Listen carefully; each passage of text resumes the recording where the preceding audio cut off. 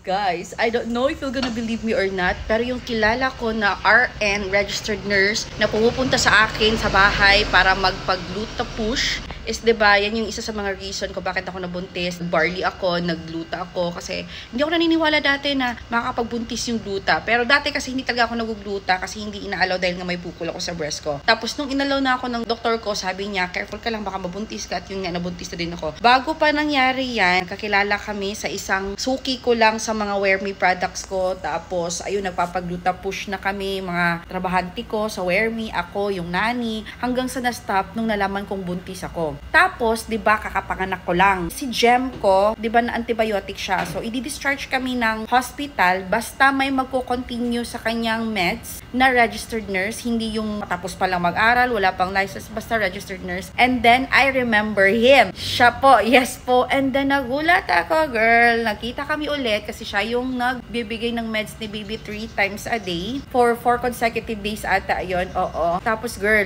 lumaki siya. Wait, I'll show you.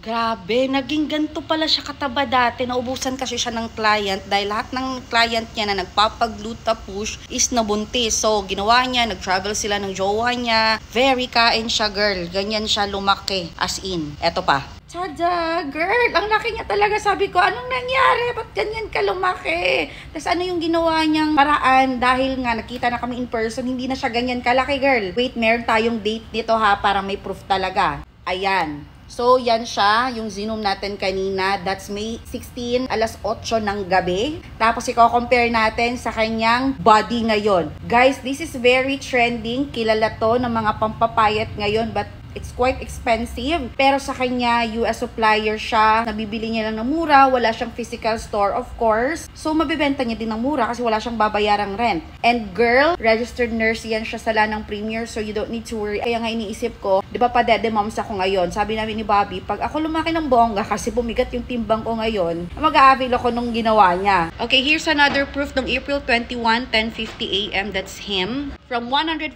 kilo to 84 na lang in just 8 weeks. That's him. Here's another one, April 20. And yes, gumawa din siya ng compilation. Kaya careful talaga tayo sa mga sinasabi natin na okay lang maging mataba ka dahil di nyo alam kung gaano yan kasakit para sa kanila.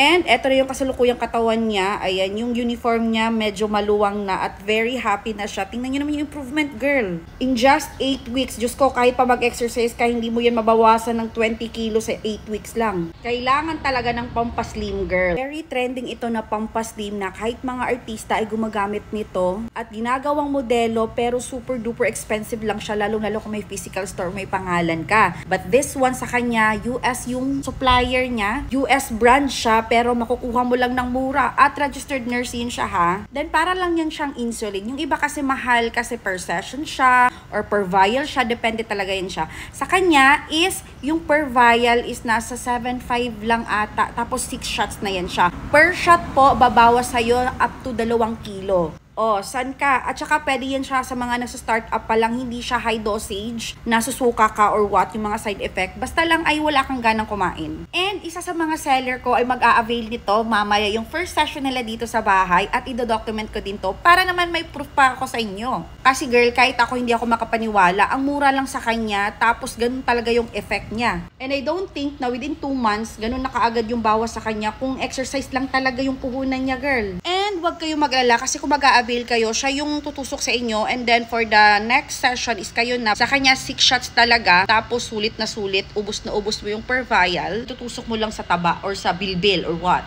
And si Bobby, hindi ko pa sinasabi, ganun na yung balak niya.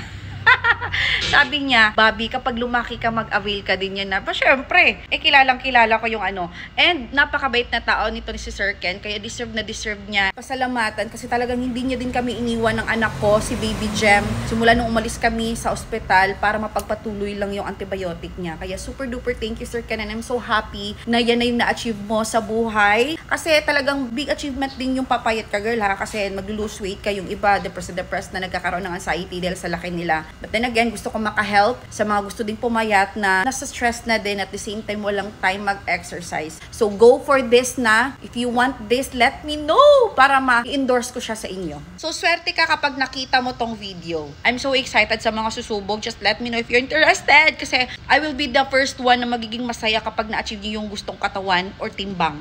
Bye-bye!